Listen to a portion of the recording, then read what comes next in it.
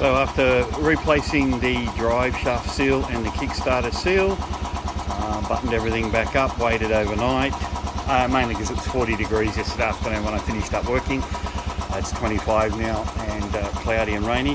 First start up, so what I did was I kicked spark plug lead off and just turned the engine over quite a few times on the starter just to prime the engine with the new oil that I put in. Put 20W50 Penrite in. When you're riding in 40 degree or more temperatures, I want something a bit thicker than what was in there. And she starts up, sounds a lot quieter too on the 20W50.